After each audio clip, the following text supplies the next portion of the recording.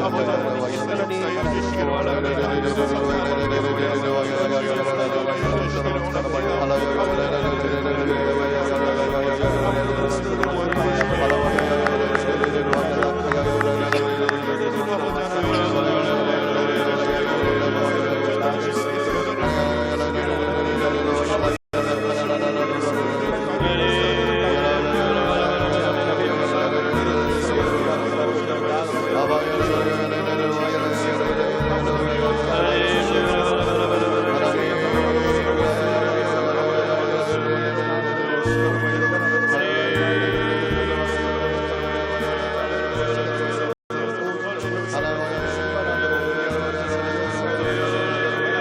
우리를 받아오셨네